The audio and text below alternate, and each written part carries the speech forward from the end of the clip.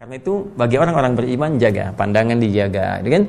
Nah, Allah bukan ingin memberikan batasan untuk melihat kepada kita, tapi ingin mengarahkan penglihatan selalu terarah pada yang baik. Karena mata ini mulia, pendengaran ini mulia, akal ini mulia, bahkan yang tidak dipunya hewan itu akal. Jadi jangan sampai manusia turun status seperti hewan. Karena itu dijaga oleh Allah Subhanahu wa taala supaya akal ini sempurna menunjukkan nilai kemanusiaannya. Jangan turun status menjadi hewan atau di bawah hewan, ya, dalam tanda petik ya. Jangan turun status seperti hewan atau di bawah hewan. Hewan tidak punya akal, ya, manusia bisa di bawah hewan, balhum adall. Kenapa? Karena hewan pun yang tidak punya akal tidak mengerjakan itu. Masa manusia mengerjakan itu? Ya, mohon izin ya. Contoh misalnya, pernah dengar nggak sapi betina aborsi? Tidak kan? Pernah dengar nggak kambing betina aborsi? Kan tidak. Kambing nggak pernah aborsi, sapi nggak pernah aborsi. Kenapa manusia bisa aborsi? Menggugurkan janin itu akan ditanya loh, ya. Wa idzal mau'udatu su'ilat bi ayyi dzambin qutilat. Dan ketika bayi-bayi yang terlahir itu, ya, kemudian dibunuh, ya, mereka kemudian dimatikan, mereka kemudian tidak diberikan kesempatan untuk terlahir, ya. Ajalnya tiba, tapi cara manusia memperlakukan itu yang disoal oleh Allah Subhanahu wa taala.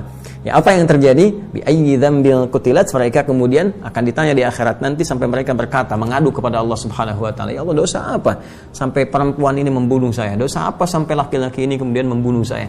Ya, dulu Firaun, sefiraun-firaunnya, ya, dalam tanda petik, Firaun, sefiraun-firaunnya itu nunggu dulu, ya, perempuannya, ibunya lahiran, anaknya keluar, nunggu dulu dilihat laki-laki apa perempuan. Kalau perempuan masih sempat dia bebaskan, laki-laki dieksekusi.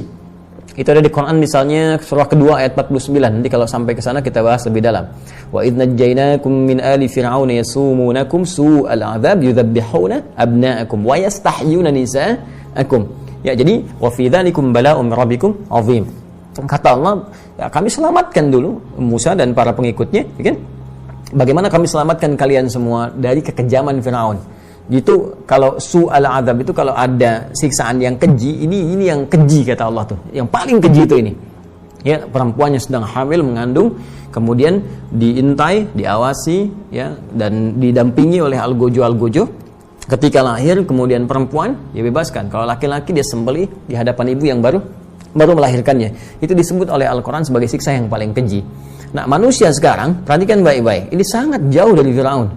Ya, sangat jauh. Firaun, sefiraun-firaunnya itu masih menunggu bayinya lahir, perempuan bebas. Manusia sekarang dia nggak peduli lahir laki-laki atau perempuan, bahkan dalam kandungan pun janin harus dihabisi, ya, dalam kondisi-kondisi yang tertentu yang sekarang bahkan kita dengar beritanya. Maka demi Allah saya katakan dosa yang sangat besar, dosa yang sangat besar. Itu dokternya, bidan yang terlibatnya, orangnya dan sebagainya. Kalau dengan sengaja menggugurkan kandungan tidak ada yang dibenarkan oleh syariat, oleh syar'i, ya, bukan karena misalnya ada satu bahaya tertentu, karena kondisi tertentu yang dikonsultasikan baik pada dokter, pada ulama, dan memang dibenarkan hal demikian, maka di luar itu semua adalah dosa yang dipertaruhkan di hadapan Allah Subhanahu wa taala dengan luar biasa, sampai janinnya bicara kepada Allah, yaitu, "Ya Allah, dosa apa aku sampai dihabisi oleh orang-orang ini sebelum aku tumbuh dengan izin-Mu ya Rabbal Alamin."